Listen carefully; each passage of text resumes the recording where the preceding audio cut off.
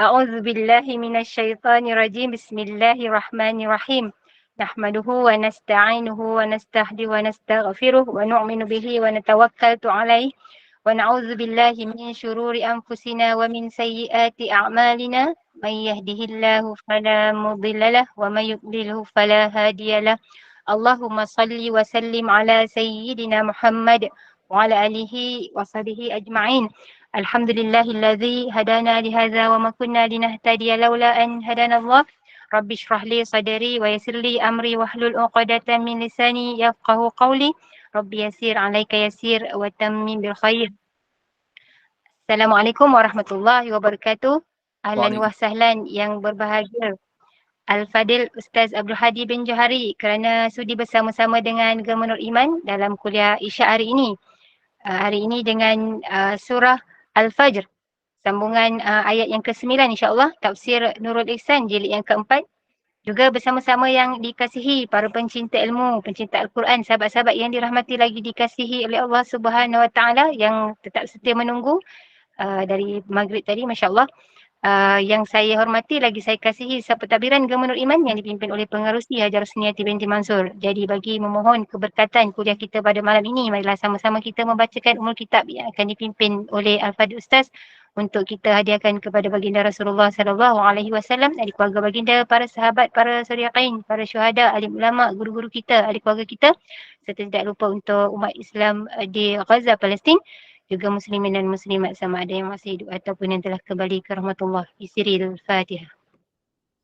أعوذ بالله من الشيطان الرجيم بسم الله الرحمن الرحيم الحمد لله رب العالمين الرحمن الرحيم مالك يوم الدين إياك نعبد وإياك نستعين اهدنا الصراط المستقيم صراط الذين أنعمت عليهم غير المغضوب عليهم ولا الضالين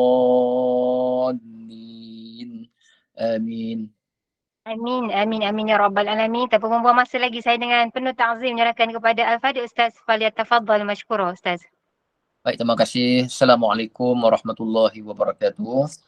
Innal hamdalillah nahmaduhu wa nasta'inuhu wa nastahdihi wa na'udzu billahi min syururi anfusina wa min sayyiati a'malina. Man yahdihillahu fala mudilla lah wa man yudlil fala hadiya lah. Asyhadu an la ilaha illallah wahdahu la syarika lah wa asyhadu anna sayyidana Muhammadan 'abduhu wa rasuluh wa safiyyuhu wa habibuhu ballagha ar-risalah wa adda al-amanah wa nasaha lil ummati wa jahada fi sabilillah hatta ataahu al-yaqin. Puan Rosniati binti Mansur, betul ya? Nama saya sebut betul Ustaz. Nur Iman yang saya kasihi. Sebelum ni saya nak sebut, saya takut tersilap. Seluruh staf Gemenur Iman, seluruh pendengar yang dirahmati, dikasihi Allah Subhanahu wa Ta'ala. Alhamdulillah kita bertemu lagi pada malam ini untuk menyambung perbahasan tafsir suratul Fajr. Betul ya? Kita hari itu sampai pada ayat ke berapa saya tak tahulah, tapi wasamud kita akan baca pada hari ini, wasamud allazina jabus sakhra bil wad. Cuba kiralah, saya tak dan kira tadi. Saya sampai-sampai tadi dah nak kena buka terus kitab. Jadi itu ayat yang kita nak sambungkan pada hari ini. Ayat 9 Ustaz.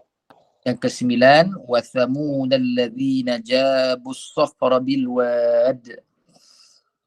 Baik, saya nak ulang sikit tentang perbahasan kita pada minggu lepas. Kisah yang begitu panjang. Ayat ini Allah Subhanahu wa Ta'ala bersumpah dengan 5 perkara. Tanda sumpah ini ialah Allah Subhanahu wa Ta'ala nak meniru kelakuan manusia. Tiru di sini maknanya supaya manusia lebih fahamlah. Ya. Bila sumpah maknanya ada kesungguhan, penegasan di situ. Apa yang Tuhan nak tegaskan? Tuhan nak sebutkan bahawa aku pasti akan azab musyrikin Mekah ini. Pasti akan diazab kerana mereka ini banyak mengganggu tugas Rasulullah sallallahu alaihi wasallam. Pasti akan diazab kafir-kafir Mekah ini dengan azab neraka.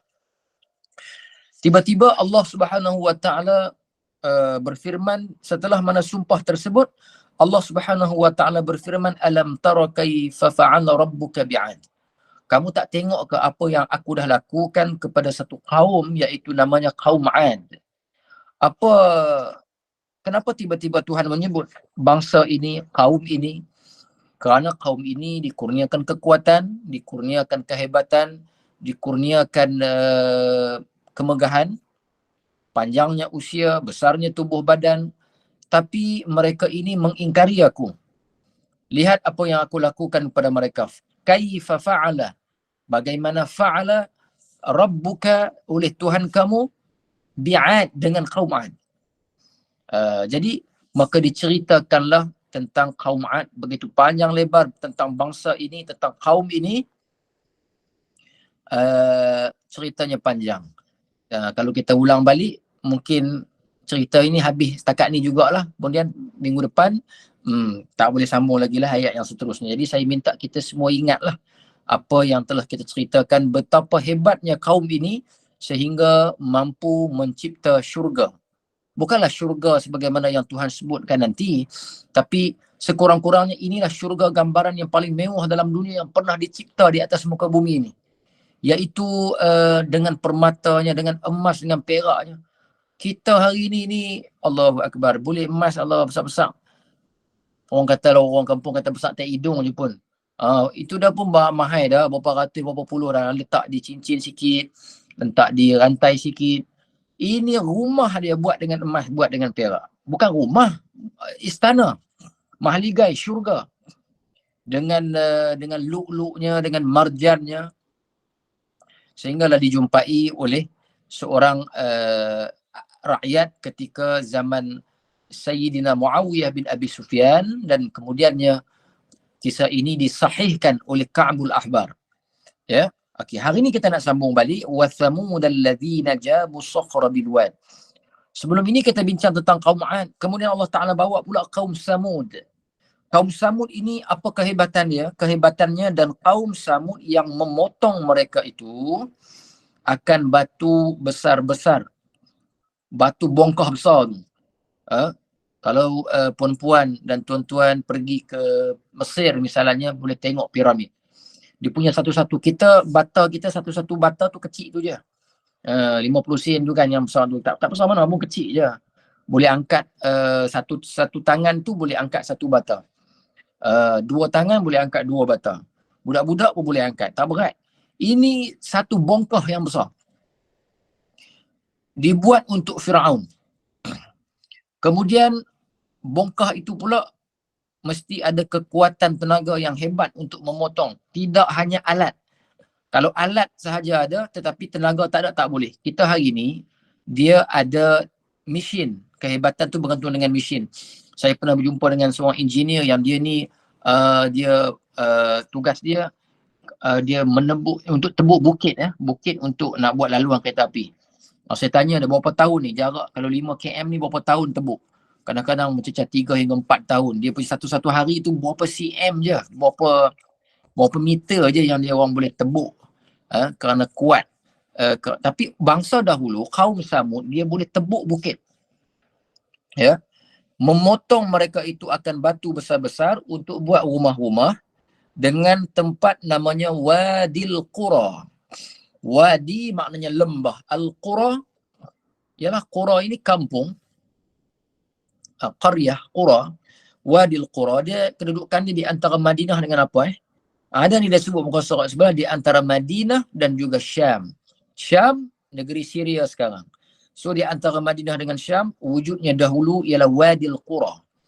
Tebuknya bukit, kemudian dijadikan tempat tinggal. Ada tempat tinggal musim sejuk dan ada tempat tinggal musim panas. Jadi hebat mereka ini. So Allah Ta'ala bawa kaum 'Adnya, Allah Ta'ala sebut Samudnya, dan selepas ini Allah Ta'ala sebut pula wa fir'auna dzil autad. Ya. Allah Ta'ala sebut pula Fir'aun, bangsa Fir'aun, kaumnya. Sehingga Allah Ta'ala menjadikan kehebatan pada Fir'aun, tidak pernah ditimpa sakit selama 400 tahun. Kemudian ada rakyat yang cukup taat dengan dia, kesihatannya. Kemudian bahkan dalam riwayat menyebut dia tidak pernah menguap. Menguap pun tak pernah. makanannya sangat berkhasiat. Apa jadi? Hasilnya ialah dia mengaku bahawa ana rabbukumul a'la. Aku Tuhan kamu yang maha agung. Ini implikasi apabila Allah Ta'ala, ialah kadang-kadang bila dilunggukkan nikmat yang melampau sehingga tidak diberikan musibah, maka lama-lama manusia dia akan lupa diri. Itulah hakikat manusia. Kalaulah selalu diberikan nikmat yang berterusan, sebab itu Allah Ta'ala berikan sakit, sebab itu Allah Ta'ala berikan kita kadang-kadang kehilangan sesuatu, kadang-kadang Allah Ta'ala macam-macam lah ujian. Sebabnya supaya Tuhan nak supaya kita, orang Kedah cakap, dia kata gohtan balik lah, maksudnya reverse balik, ingat balik kita hamba sebenarnya, supaya meter kehambaan kita itu naik semula, charge balik kita punya power kehambaan itu. Kerana kita ini memang mudah lupa. Bukan orang Melayu saja macam Tun M kata Melayu mudah lupa. Tak, orang Melayu saja, semua satu dunia macam itulah orang. Kalaulah kita tidak diberikan peringatan. Sebab itu pentingnya peringatan. Ini medium peringatan. Hari ini saya beri peringatan, satu masa nanti ada orang beri peringatan pada saya pula. Macam tadi saya kuliah di Maghrib di surau. Saya macam ni juga, kita berikan teguran, nasihat. Saya keluar daripada surau, ada seorang haji tu panggil, saya nak tegur ustaz pula. Dia pula nak tegur. Kita kena dengar lah. Dia memang dia jujur. Rupanya dia nasihat sikit lah cara saya menggunakan mikrofon sebab dia tak boleh dengar bising sangat. Rupanya itu je lah. Tak apalah, maksudnya dia kata nak sharing. Ini satu kebaikan. Maknanya kita tak boleh allergic dengan nasihat. Kerana ini bangsa-bangsa yang tak makan nasihat. Kalau kita teliti balik, mereka ini Allah Ta'ala bagi yang pertamanya kesuburan tanaman. Tanaman mereka selalu menjadi. Kemudian kesihatan tubuh badan. Kemudian bangsa mereka, tamadun mereka hebat. Jarang kita dengar mereka ini Allah Ta'ala sebut kisah mereka ini di kena kemarau, tak bukan. Tapi Tuhan sebut mereka ini bangsa yang diberikan banyak kemewahan, kekuatan, kesuburan dan juga segala-galanya. Dan akhirnya mereka ini melampaui, mereka dah akan lupa diri. Maknanya, apa makna lupa diri? Lupa diri maknanya lupa Tuhan lah. Sebab itu ulama menyebut man arafa nafsahu faqad arafa rabbah. Siapa yang kenal diri dia, maka dia tak akan lupa Tuhan dia. Siapa yang ingat diri dia, kenal diri dia, maka dia akan kenal Tuhan dia. Maknanya siapa yang tak kenal diri, maknanya dia lupa Tuhan dia. Maka jangan heran bila Firaun akhirnya menyebut alaysa li mulku Misra. Bukankah aku Raja Mesir, aku ini yalah, seolah-olah dia mengaku dia ni pemilik kepada Mesir. Sungai-sungai yang mengalir di Mesir ini jika tidak kerana aku, maka dia tak akan mengalir. Ini mula bibit-bibit melupakan Allah Subhanahu Wa Taala dan akhirnya bangganya dia, bongkaknya dia dengan air, maka Allah Ta'ala matikan dia pun dengan air. Alladhi, yang mana Fir'aun ini, wa fir'auna dhil awtad alladhina taghaw fil bilad. Apa Fir'aun buat? Ya, dengan nikmat yang Tuhan berikan tersebut, taghaw ini dengan makna taghut, melampau. Melampau sangat. Di dalam negara, di Mesir itulah, fil bilad, mereka itu kaum 'Ad dan kaum Samud. Alladzina, ini bukan Fir'aun sahaja ya, bukan Fir'aun sahaja. Alladzina ramai taghaw, mereka itu fil bilad, mereka itu kaum 'Ad, Samud, Fir'aun yang melampaui hukum dan sombong dalam negeri-negeri pada siksa dan azab manusia. Mereka tidak ada belas kasihan. Kalau kita teliti kisah Fir'aun dan juga Nabi Musa alaihissalam, mereka ini sampai tahap memeras, maknanya memaksa untuk menjadikan sesuatu pekerjaan mereka beres, mereka akan gunakan rakyat marhain. Kalau tak buat, disiksa. Sebab itulah kita faham bahawa Allah Ta'ala begitu murka dengan Bani Israel kerana Nabi Musa ini membebaskan mereka pun. Setelah itu, Nabi Musa bermunajat di Jabal Tursina. Begitu banyak dah pertolongan yang Nabi Musa tolong pun, dalam keadaan mereka sangat sempit, sangat terdesak. Itu pun Nabi Musa tinggal mereka hanyalah 40 hari. 40 hari je. Tiba-tiba bila Nabi Musa turun balik, turun tengok-tengok, mereka dah start menyembah lembu Samiri pula dah. Ini kalau kita nak bongkar sikit kisah Bani Israel ataupun Yahudi, ataupun kita boleh ambil ibrah sikit perangai Zionis yang sekarang ini sedang membunuh ataupun menyembelih saudara-saudara se-Islam kita di Gaza. Ya. Apa yang mereka tak boleh dapat daripada Tuhan dulu? Mereka pernah makan makanan daripada langit, mereka pernah diselamatkan, mereka melihat mukjizat-mukjizat yang besar, diselamatkan daripada tekanan oleh Nabi Musa AS ke atas Fir'aun.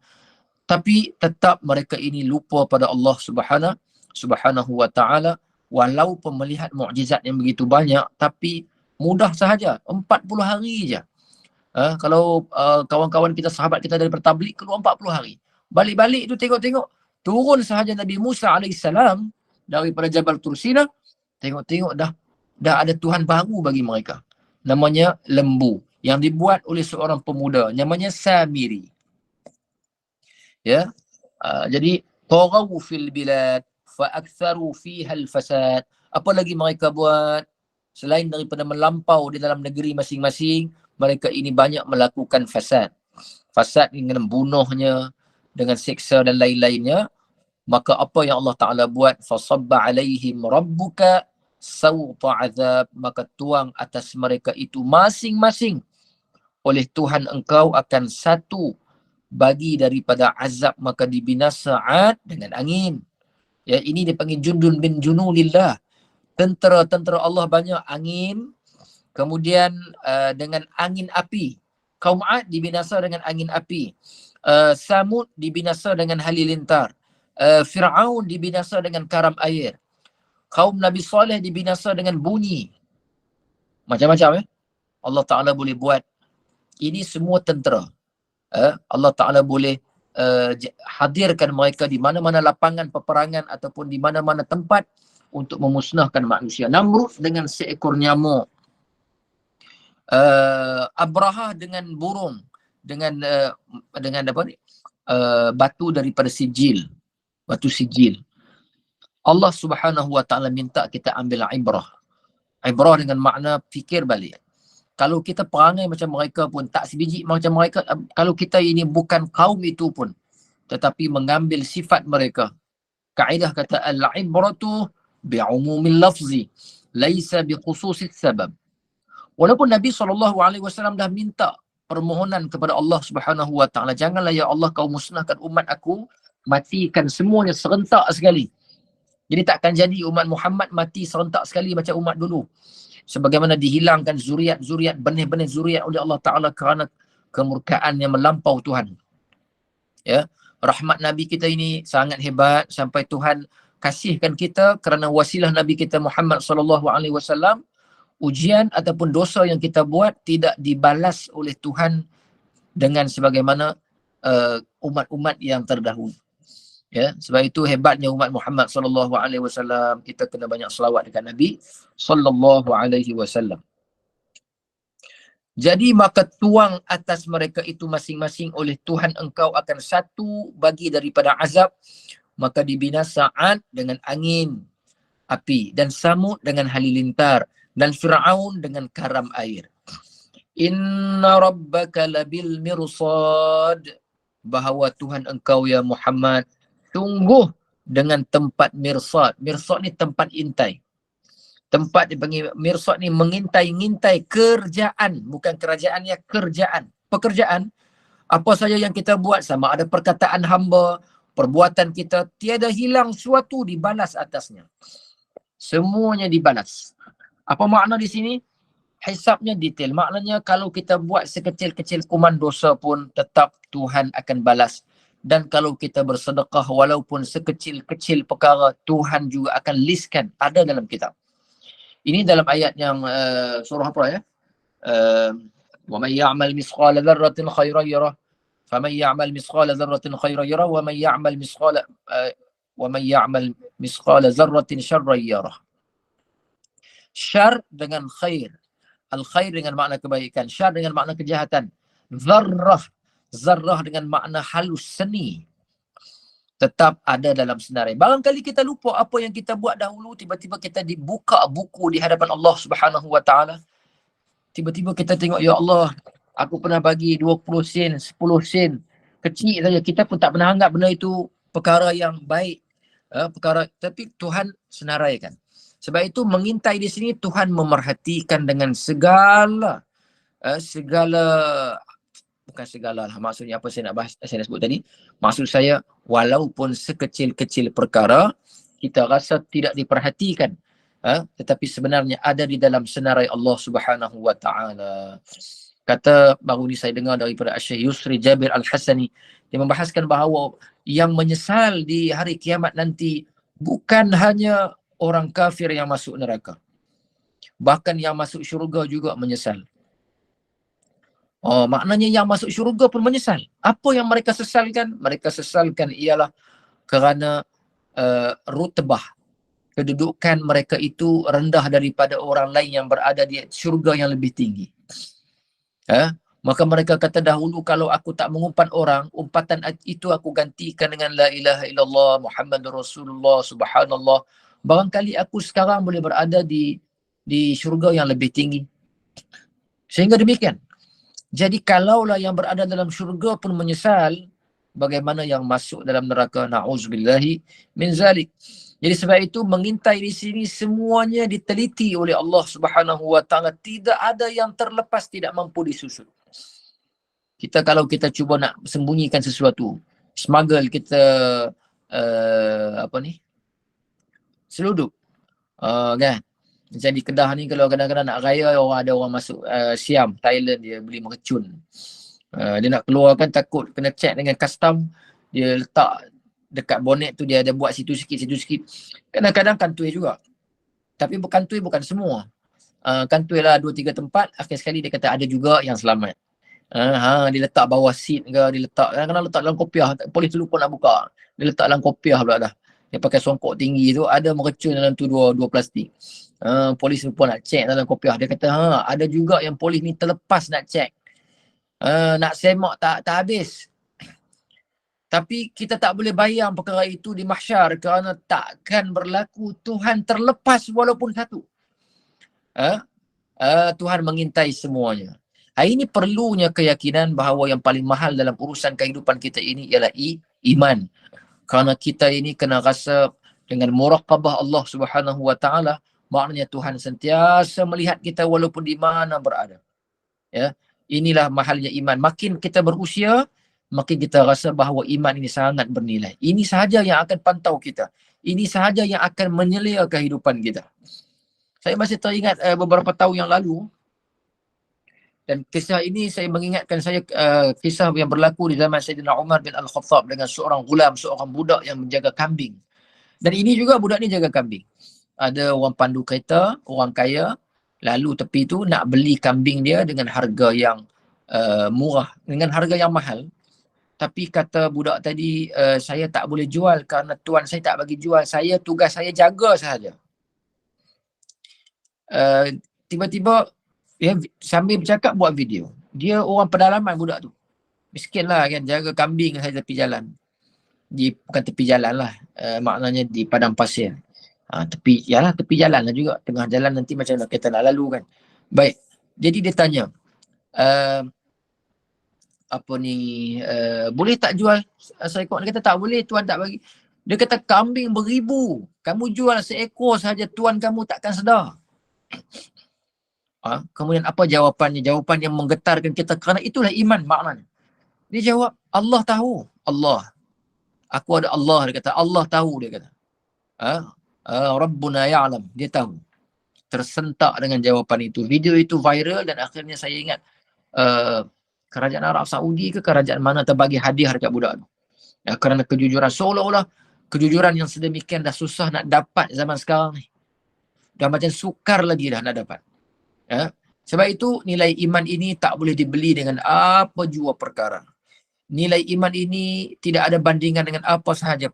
Sebab itu saya suka menyebut bila Profesor Sa'id Ramadan Al-Buti, bila dia menyebutkan bahawa nikmat iman, nikmat taat kita, nikmat ibadah kita, kalaulah Tuhan kekalkan perkara itu, maka kita janganlah berdoa untuk diganti dengan nikmat yang lain. Jangan digantikan kerana apa? Kerana ini adalah punca kebahagiaan kita, dan apa yang kita belanjakan itulah yang akan menentukan. Nanti ada di selepas ini, bila Allah Subhanahu Wa Taala minta kita belanjakan harta, jangan kita ini mencintai harta yang melampau, kerana harta yang melampau sehingga menyebabkan menghalang kita kecintaan itu, menghalang daripada kita sedekah. Sayang harta, sayang sampai tak nak dia mengalir, tak nak dia keluar, maknanya statik, duduk macam tu saja. Yang kita suka ialah dia bertambah dalam akaun. Nanti dia akan sebut di bawah nanti. Baik, kita sambung lagi sikit lagi. Dia kata, fa'ammal insanu idza mabtalahu rabbuhu, maka adapun manusia kafir. Kafir di sini bukan mesti khuruj 'anil millah, keluar daripada agama Allah Subhanahu Wa Taala. Kita juga boleh dikatakan kafir sebagai muslim walaupun kita masih beragama Islam, tapi kufur di sini dengan makna kufur dengan nikmat Allah Subhanahu Wa Taala. Baik. Apa perangai, apa sikap orang yang bila diuji oleh Tuhannya, fa'ammal insanu idza mabtalahu rabbuhu, maka adapun manusia kafir apabila mencuba akan dia oleh Tuhannya dengan nikmat. Nampak tak? Ujian ada nikmat, ada kesakitan, ada keperitan, ada kehilangan. Jadi kita ada dua keadaan. Yaumun alaika, yaumun laka, wa yaumun alaika. Sayyidina Ali kata, ada hari yang bagus untuk kamu, dan ada hari kadang-kadang macam kita cakap dengan kawan-kawan kita kan, hari ini hari hang, tak apa hang tunggu hari aku pula. Boleh faham kan?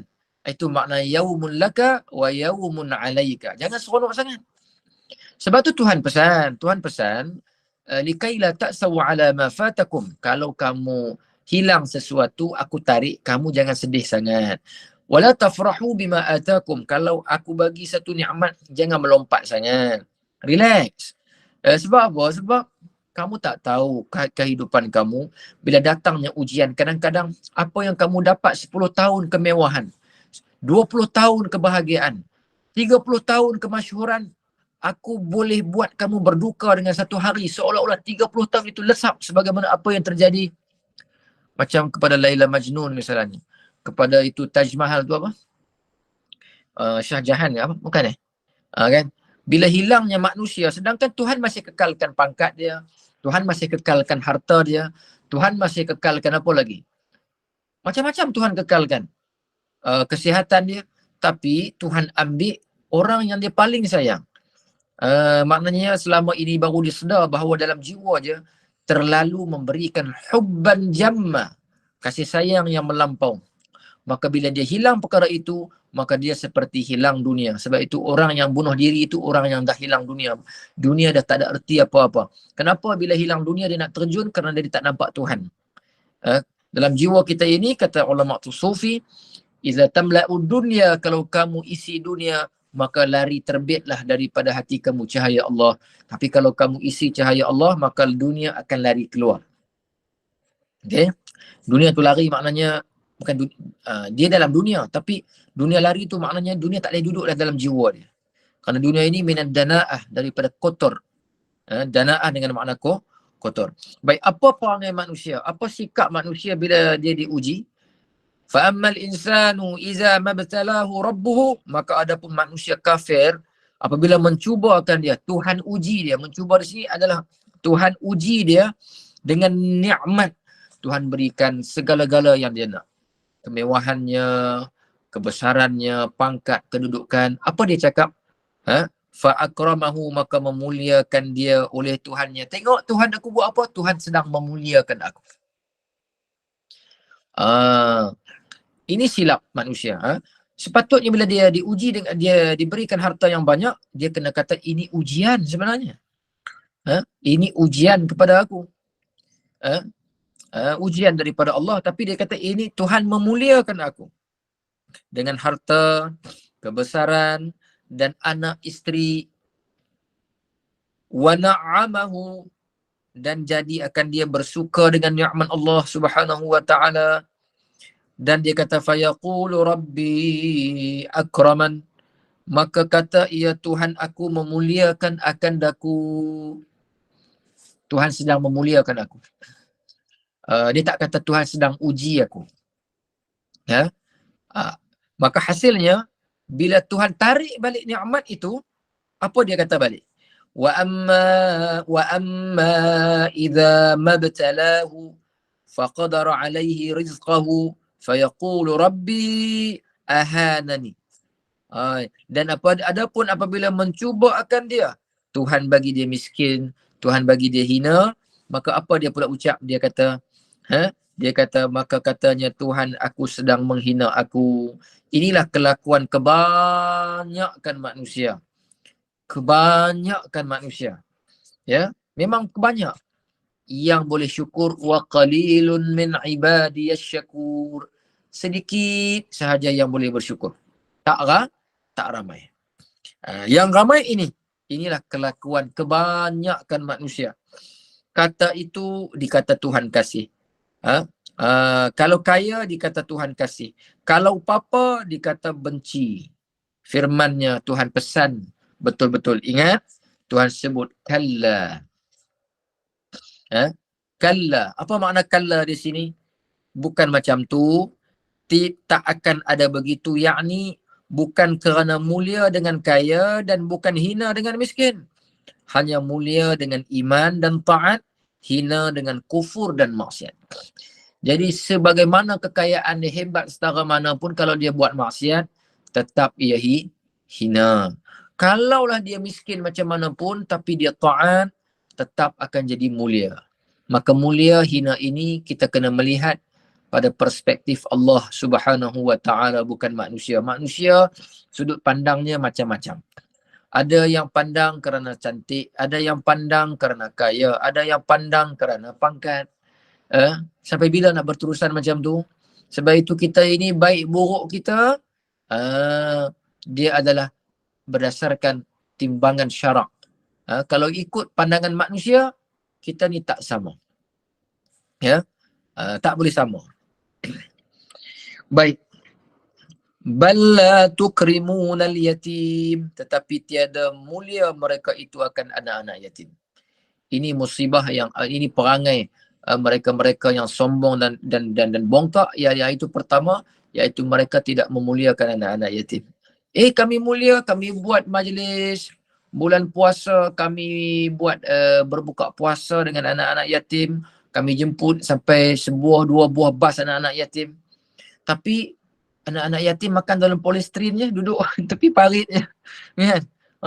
Yang VVIP makan mewah, udang galah, kan? Muda anak yatim kemudian mendapat kepala udangnya. Jadi siapa yang diraikan sebenarnya? Ini sebenarnya penipuan sebenarnya. Kalau betul kita raikan anak yatim itulah yang diraikan, kan? Sebab itu usap kepala anak yatim, setiap rambut yang kita usap, dosa kita. Ya, betul. Siapa tahu ini tidak adil. Ya, memang tak adil lah. Ya. Jadi sebab itu kita rasa kita sebenarnya kita berbohong di atas nama agama sebenarnya. Jadi perangai tak memuliakan anak yatim ni jangan kita fikir zaman dulu saja. Perangai yang guru kita sebut ni cerita zaman dulu, kerana orang-orang kafir jahiliah sendiri, mereka ini kadang-kadang menyekat harta anak yatim. Mereka ini menyekat hak perempuan. Kan? Baik, apa lagi mereka buat? Balla tukrimunal yatim, tetapi tiada mulia mereka itu akan anak-anak yatim dengan memberi kepada mereka itu, atau pusaka mereka itu. Harta pusaka disekat, sedangkan mereka anak yatim itu layak jangan makan harta anak yatim. Wala tahadduna ala ta'amil miskin, hanya tiada gemar mereka itu atas beri makan orang miskin. Wa ta'kuluna turasa aklan lamma, makan harta pusaka orang. Cuba tengok disebut sini dekat 3. Yang pertama, anak yatim mereka tidak muliakan. Kemudian kalau orang miskin mereka tak nak bagi makan. Kemudian harta pusaka mereka telan. Ini perangai jahiliah. Dan perangai ini ada tak zaman sekarang? Ada. Ada. Kadang-kadang adik-beradik pun jadi. Jangan makan harta anak harta yatim. Jangan makan harta pusaka orang. Kadang-kadang bergaduh bapa dengan anak. Hang bukan anak aku lagi. Hang keluar. Hang berambuh daripada rumah aku. Larilah anak tadi keluar. Maka berbaki anak-anak yang lain yang dia masih mengaku anak. Baik, saya nak tanya, kalaulah bapa tak mengaku anak, dia masih anak dia tak lagi? Masih. Bila masih, tetap dia layak dapat harta pusaka. Si adik-adik dengan abang kata, jangan bagi dekat dia lah. Waktu dia hidup dulu, ayah kita tak mengaku dia anak. Tak mengaku dia anak, itu mulut bapa. Tapi secara syar'inya, secara syaraknya, masih anak. Maka dia mesti dapat bahagian dia. Ya, mesti dapat bahagian dia. Maka kena bagi. Tapi kita halang kerana sebab-sebab semacam ini. Pernah jadi dalam cerita Tiga Abdul. Kan semua tengok cerita Tiga Abdul. Tapi yang pasti dalam tu Abdul Hadi tak ada lah. Ya, Abdul Wahab, Abdul Wahid dengan Abdul Wahub saja. Abdul Hadi tak ada. Abdul Hadi baik insyaAllah. Okey. Tetapi meskipun demikian, dia tak nak memuliakan anak yatim. Orang miskin dia tak nak bagi makan. Kemudian dia makan pula harta orang. Cuma perangai mereka ini satu. Apa dia? Wa tuhibbunal mala hubban jamma. Mereka sangat-sangat suka dengan harta. Mereka sangat excited dengan harta. Obses dengan harta. Itu makna hubban jamma. Suka sangat. Kalau sakit, suap makan tak nak. Kan? Bagi minum, tak larat minum, letih, sakit, tak lalu. Cuba bubuh dalam poketnya RM50. Celik mata dia. Kan? Maknanya dia suka sungguh duit. Jadi hubban jamma ini orang yang sangat mencintai duit. Fulus. Ya. Dan kasih mereka itu akan, harta itu akan kasih yang sangat-sangat, maka tiada dibelanja. Apa hasil kasih? Sebab tu kita jadi dilarang kasih sangat dengan harta. Dilarang sangat-sangat kita ini berkasih-kasih sungguh dengan harta. Sebab apa? Bila terlampau kasih, maka kita tak nak belanja. Betul tak? Bila kita dah kasih, kita tak nak keluarkan. Keluar itu kita rasa susut dalam akaun. Rasa 10,000 tiba-tiba nak kena jadi 10,000 jadi 5 angka. Tiba-tiba nak kena jadi 9999 pun dah kurang lah. Jadi 4 angka balik. Dia sayang. Jadi jangan sayang harta sangat. Kalau sayang betul harta, apa yang kita buat? Belanjakan. Kerana bila kita belanja, itulah peneman yang abadi. Nak tahu apa makna peneman abadi? Kena mati. Sebab anak isteri tinggal kubur. Tak nak teman kita. Tak ada lah kan. Kata sanggup sehidup semati. Betul ke lautan api sanggup diredahi? Tapi makan roti mengali pun dah komen dah. Tak nak lah. Nak makan sedap-sedap. Susah sikit je, dah komen. Tak ada siapa pun sanggup nak hidup semati dan lautan api meredahi apa kan. Kalau dia minum teh panas tu pun dia kena tiup panas juga. Maknanya dia sendiri pun lautan api apa. Dia punya teh pun panas pun dia tak sanggup letak di bibir dia. Baik. Jadi bila dia buat macam tu, dia tak akan belanja harta dia. Dia rasa sukar untuk belanja. Ini kita kena didik, dia panggil tarbiyah. Supaya kita jangan memberi kesan dunia pada jiwa kita. Maka diajarkan doa, Allahumma ja'alid dunya fi aidina. Jadikan dunia ni setakat tangan kami saja. Setakat tangan saja. Kenapa setakat tangan? Supaya boleh bagi nafkah kepada anak, isteri, bereskan urusan-urusan yang berkaitan. Setakat tangan. Ada lebih tak? Ada lebih, belanjakan sedekah, zakat. Ingatlah kepada jiwa kita setiap dari kalangan kita. Ini saya pesan untuk diri saya dan juga semua yang ada. Kalau Tuhan bagi lebih, maknanya ada komitmen yang Tuhan nak minta lebih. Tu je. Kalau kita tak nak bagi, maka Tuhan akan tarik dengan cara lain. Ada cara kasar, ada cara halus. Cara halus ni tak sedar.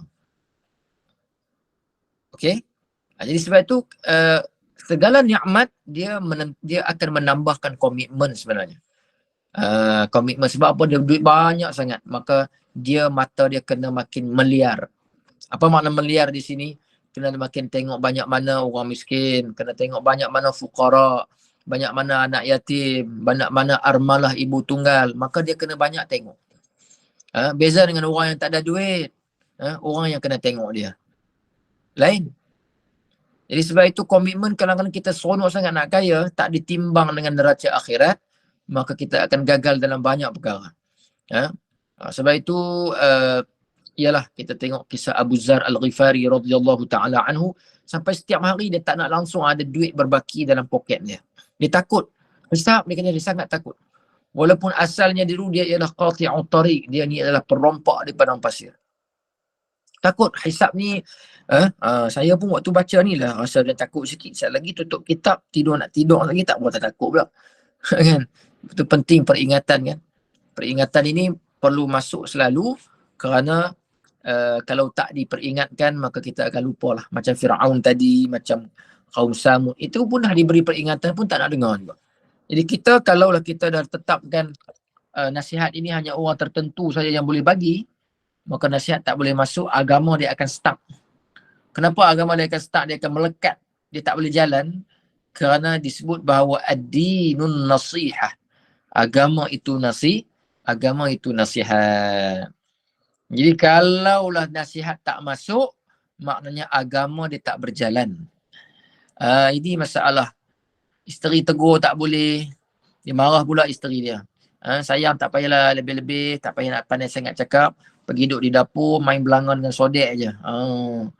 Okay, habis dah isteri tak boleh tegur. Anak pun tak boleh tegur juga. Dia mula ungkit habis dulu kain lampin, pampers semua. Dulu berak hang pun aku basuh. Ya, siapa lagi nak basuh? Kan? Habis kawan-kawan nak tegur, tak payah sembang lebat lah dengan aku. Hang tu pun lebih kurang aku saja. Habis dia tutup semua laluan untuk nasihat masuk. Ya, semua nasihat tak boleh masuk. Dia sekat. Sebab itu agama akan terkurung, jadi tak boleh berjalan. Sebab akhirnya dia tak menyedari bahawa itu adalah ujian besar dalam kehidupannya bila agama dah tak berjalan dalam diri dia. Baik. Kalau Tuhan pesan lagi jangan macam tu. Janganlah macam tu. Jangan sayang sangat harta sangat-sangat. Idza dukkatil ardu dakkan dakka, bila bumi hancur, duit kamu, harta yang kamu kumpul tadi tu boleh buat apa? Sekarang kalau gempa bumi, gunung berapi, kamu ada duit banyak tak? Ada. Kamu boleh beli tiket kapal terbang, kamu lari. Okey, tak apa. Fine lah. Tapi kalau nanti apabila bumi dakkan dakka, dah berlaku kiamat, hancur lebur semuanya.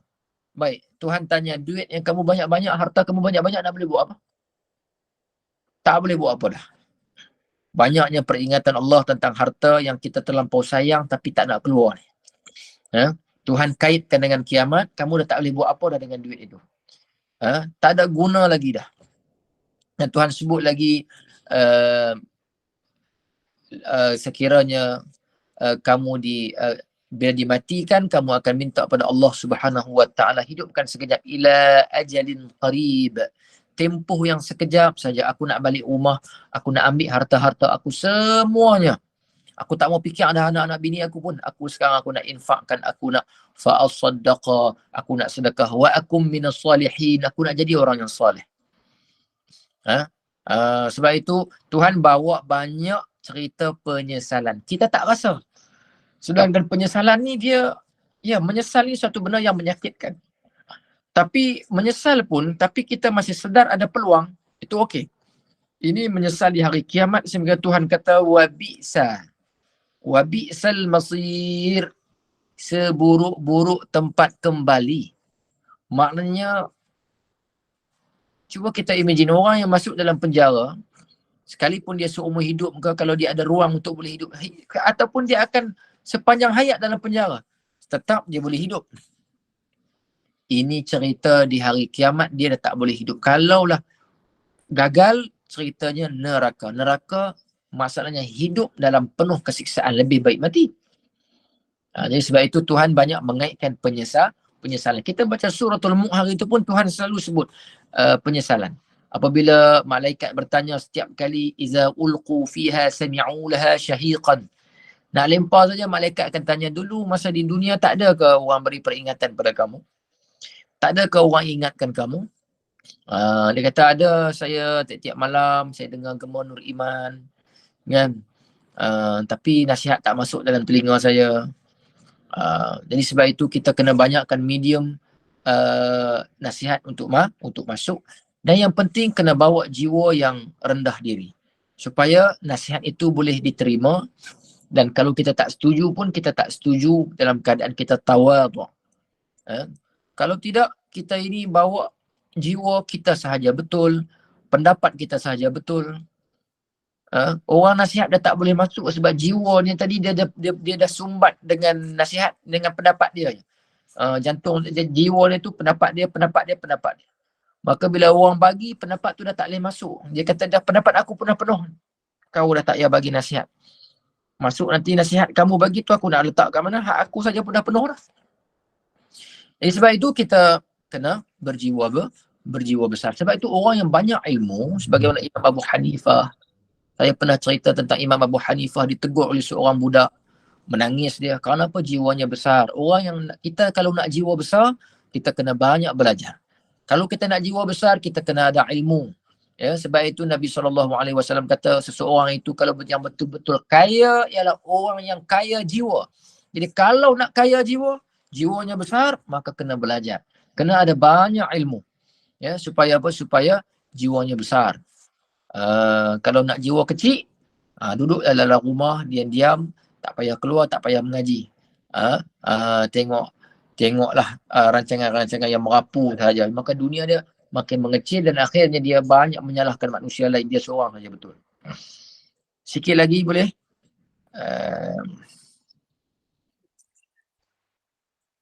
Wajah, ya? Ustaz, ayat 17 dengan 21 tu kan Ustaz, maknanya ayat larangan kan Ustaz, jangan sekali-kali, larangan daripada Allah kan? Ya, larang jangan macam tu. Kamu akan rasa menyesal yang amat kalau kamu terus melakukan perkara tersebut. Kamu sayang sangat harta, menyebabkan harta itu tak boleh keluar kerana terlampau sayang. Jadi kita ni sayang harta ni, sayang sikit-sikit saja sudah. Sayang maknanya sayang yang boleh dia berkhidmat dengan kita. Macam kereta lah. Sampai kita beli kereta, akhirnya bukan kita yang bela kereta, kereta yang bela kita, kita yang bela dia.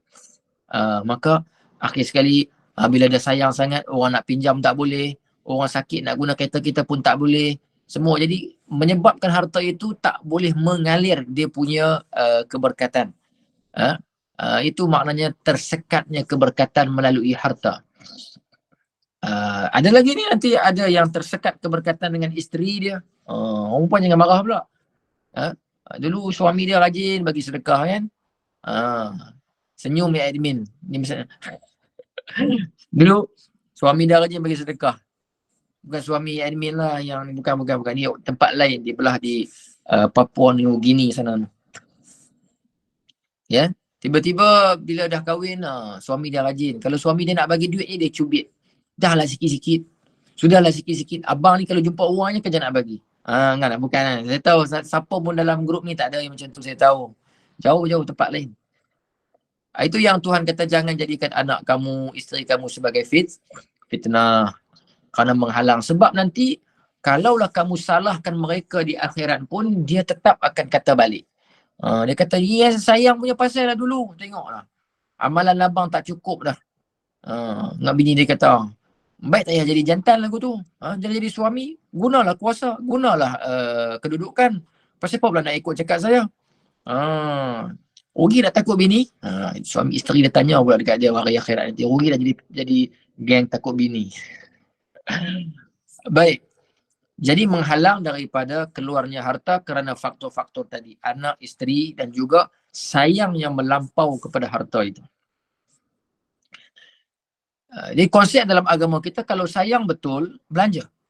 Maka itulah yang akan kekal. Setelah mana kita duduk dalam kubur, itulah yang akan teman. Yang kita belanja, dia akan datang. Yang kita tak belanja, dia akan pergi kepada anak kita, isteri kita, siapa lagi Yalah. Jadi harta pusaka kan? Yang tu yang kita tak belanja. Yang tak belanja tu dalam akaun bank, tanah kita, rumah kita, semua jadi harta pusaka. Yang kita belanja, Yang kita belanja dia datang teman kita lah dalam kubur. Dan kita belanja, dia pun datang menemani dan memeriahkan kita punya kubur. Baik. Waji'a yawma idzin bi jahannam, dan dibawa datang hari itu dengan neraka Jahannam, dituntun dengan 70,000 malaikat. Neraka Jahannam ini dia dituntun, dipegang oleh 70,000 rantai. 70,000 rantai, kerana dia kalau tak pegang betul dia akan pecah. Kerana dia ni nak marah aja. Dalam ayat yang surah yang lain disebut dia nak pecah dipegang oleh 70,000 rantai dan 70,000 malaikat. Dia nak terkam musyrikin, orang yang kafir ni tak masuk lagi pun dia dah nak terekam dah. Jadi dalam suratul Mulk itu disebut bahawa kalau tidak Nabi Muhammad SAW yang tolong coolkan, tolong sejukkan neraka tersebut, sabar, maka dia akan terekam awal lagi orang-orang yang buat kemaksiatan pada Allah Ta'ala ini. Jadi begitu ganas neraka ini, jangan membayang. Kita nak bayang sangat pun tak nampak. Tapi cukuplah dengan Tuhan bawa api yang panas, cuaca yang panas, apa lagi jiwa yang panas jangan. Ni kita punya keadaan yang panas kita pegang tak boleh tu. So kita bayangkan kalau dalam neraka ini takkanlah nak habiskan sisa dalam 24 jam, 48 jam, 72 jam tu dalam keadaan panas yang melampau. Kita balik rumah sekejap saja. Keluar dari kereta tu pun dah rasa bahang. Dalam kereta sedap je. Sebab tu penuh drive-thru kan, tak nak turun hawa sekarang. Kemudian bila keluar sikit nak masuk rumah, panas. Cepat-cepat masuk dalam rumah. Cepat-cepat on aircon. Cuba kita buat muhasabah sikit. Ini baru panas yang biasa sebenarnya. Biasalah sebenarnya kan. 38 darjah Celsius, 40. Saya duduk di Mesir dulu pernah mencecah 50 lebih. Panas nak mampu orang Kedah kata. Panas betul. Sampai di jalan raya tu ada kereta yang rosak sebab panas. Saya masih ingat. Adalah, dia bukan setiap tahun. Ada yang tahun ada betul dengan 50 lebih. Panas. Sampai saya duduk dalam rumah, buka kipas. Kipas tu pun dia bawa angin panas. Yang bestnya pernah jadi di bulan Ramadan. Banyak betul pahala puasa saya waktu tu. Saya pula claim. Tak tahulah saya ikhlas ke tak tahun tu. Kalau ikhlas banyaklah pahala kan. Dah lah tempoh panjang daripada Malaysia. Panas pula lebih daripada Malaysia. Sabar ni tak boleh. Dia bila panas macam tu dia tak boleh. Panasnya tak boleh. Dia kena relax, layan je. Layan je. Jadi kita waktu tu kita kena banyak muhasabah. Panas dunia Ustaz. Itulah. Panas dunia. Akhirat belum tahu lagi. Allahu Akbar. Nak tempuh panas tu, kita nak minta pada Allah Ta'ala. Kalau boleh hisab pun tak nak diringankan hisab lah. Nak minta kalau ringan-ringan pun di akhirat dia tetap berat. Tetap berat juga. Yang kita nak ialah, ya Allah masukkan aku ke dalam syurga bi ghairi hisab. Tak payah hisab lah ya Allah. Jadi banyakkan amalan. Cerita neraka, cerita pergelutan di mahsyar, bukan cerita yang kita boleh buat bandingan ya. Nak kena sabar dan sebagainya. Nanti kita akan jumpa betapa ramainya manusia di padang mahsyar itu. Kata guru kita dalam kitab ini, sebagaimana beras di dalam gantang. Bertindan-tindan. Ramai sangat. Nak tunggu proses hisab. Jadi sebab itu mengelahirkan keinsafan lah. Bila kita baca berkenaan dengan akhirat, ya, surah ayat-ayat Makkiyah ni banyak cerita tentang akhirat. Kerana Tuhan nak musyrikin Mekah, kerana mereka ini jenayah mereka yang besar ialah mendustakan Rasul, dan kemudiannya mereka ini cukup tak percaya dengan hari kiamat. Sehingga mereka boleh mempertikaikan lagi. Apa yang mereka pertikaikan? Macam manalah nak hidup balik? Tulang-tulang yang berselerakkan. Maka Tuhan kata balik dalam ayat Quran, Tuhan reply balik, Tuhan kata, bahkan aku akan kumpulkan banana. Hujung jari ni pun aku akan kumpulkan. Hujung jari ni maknanya sendi-sendi yang kecil pun akan jumpa. Tulang-tulang yang kecil pun akan jumpa. Bila tulang yang kecil jumpa, tulang-tulang paha, tulang belakang semua lagi-lagi jumpa. Jadi Tuhan menyebutkan banyak kali tentang hari kiamat di dalam surah-surah Makkiyah, kerana kekerasan mereka memperolokkan Nabi SAW. Bahkan mereka boleh buat pertanyaan pula dekat Nabi. Ya Muhammad, bila tarikh nak kiamat tu cuba bagi tahu. Jadi kita hari ni kita taklah sampai macam tu. Cuma bila kurangnya peringatan hari kiamat menyebabkan kita kita dah tak takut. Kita kurangnya takut. Maka iman kita ini al-imanu yazid wa yanqus. Ada masa bertambah, ada masa berkurang. Bila waktu bertambah, ni waktu dengan kuliah ni bertambahlah sikit kan. Yang bercakap pun bertambah sikit, yang dengar pun bertambah sikit. Saat lagi dia off semua keluar, kan, mulalah. Ada yang lapak nasi, dia makan 3 pinggan, dia lupa dah.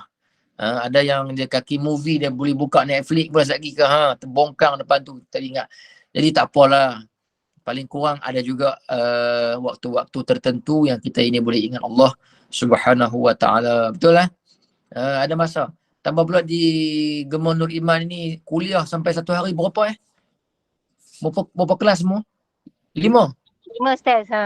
Masya Allah, 5 kelas. Banyak tu. Subuh, duha, asar, maghrib, isyak. Saya baik witir tak ada kalau witir pun ada, Masya Allah, banyak lagi lah. Witir adalah mungkin Ramadan kot tambah satu. Apa dia? Belum ada yang witir tu, mungkin Ramadan ada kot. 4 pagi. Mudah-mudahan. Jadi insyaAllah saya doakanlah Gemar Nur Iman ni dan seluruh warga Gemar Nur Iman dan juga pendengar-pendengar ni konsisten lah. Walaupun kadang-kadang kita akui lah online ni bosan sikit kan.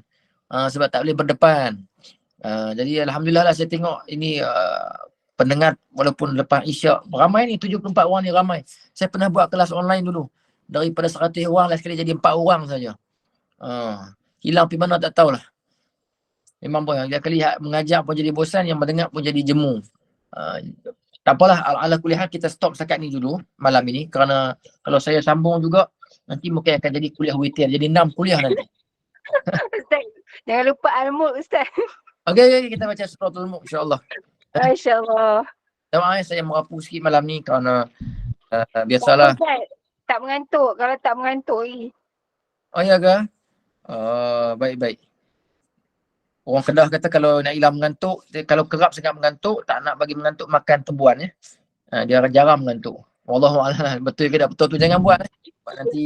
Ya Allah, tak pernah dengar Ustaz. Tak nak dengar tapi tu saya sebut jangan buatlah. Okey, a'udzubillahi minasyaitonirrajim. Bismillahirrahmanirrahim. Tabarakalladzi biyadihil mulku wa huwa ala kulli syai'in qadir. Alladzi khalaqal mauta wal hayata liyabluwakum ayyukum ahsanu amala wa huwal azizul ghafur. الذي خلق 7 سماوات طباقا ما ترى في خلق الرحمن من تفاوت فارجع البصر هل ترى من فطور ثم ارجع البصر كرتين ينقلب إليك البصر خاسئا وهو حسير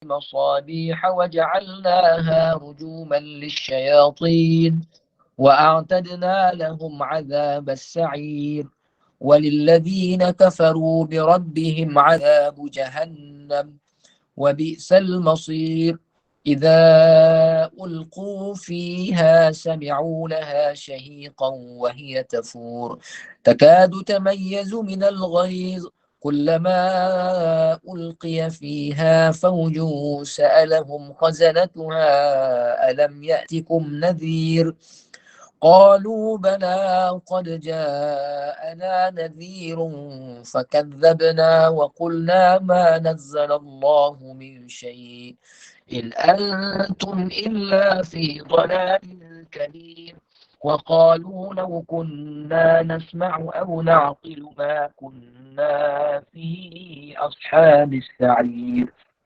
فاعترفوا بذنبهم فسحقا لأصحاب السعير إن الذين يخشون ربهم بالغيب لهم مغفرة وأجر كبير وأسروا قولكم أو اجهروا به إنه عليم بذات الصدور ألا يعلم من خلق وهو اللطيف الخبير هو الذي جعل لكم الأرض ذلولا فامشوا في مناكبها وكلوا من رزقه وإليه النشور أأمنتم من في السماء أن يخسف بكم الأرض فإذا هي تمور أم أمنتم من في السماء أن يرسل عليكم حاصبا فستعلمون كيف نذير ولقد كذب الذين من قبلهم فكيف كان نكير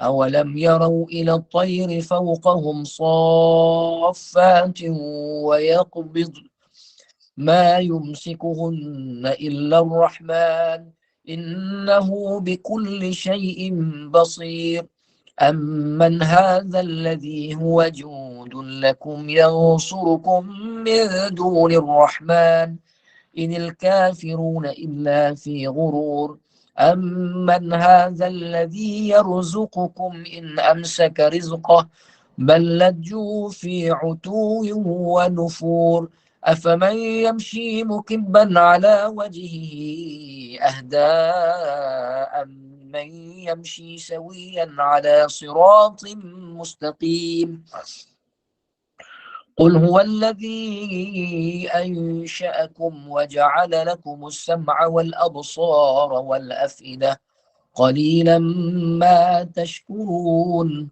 قل هو الذي ذرأكم في الأرض وإليه تحشرون ويقولون متى هذا الوعد إن كنتم صادقين قل إنما العلم عند الله وإنما أنا نذير مبين فلما رأوه زلفة سيئت وجوه الذين كفروا فلما رأوه زلفة سيئت وجوه الذين كفروا وقيل هذا الذي كنتم به تدعون قل أرأيتم إن أهلكني الله ومن معي أو رحمنا فمن يجير الكافرين من عذاب أليم قل هو الرحمن آمنا به وعليه توكلنا فستعلمون من هو في ضلال مبين قل أرأيتم إن أصبح ماؤكم غورا فمن يأتيكم بماء معين صدق Allahul Azim. Jadi saya serahkan balik kepada moderator, pengacara majlis ataupun host kita pada malam ini. Silakan. Rabbul Alamin. Alhamdulillah, Alhamdulillah, Barakallahu fikum, Jazakumullah khairan jaza Ustaz di atas tafsir hari ini, Masya Allah. Kita sambung minggu hadapan insyaAllah, ayat yang ke-23 insyaAllah, Ustaz. Mudah-mudahan kita bertambah kefahaman kita mengambil ibrah daripada tafsir surah hari ini, surah Al-Fajr, insyaAllah.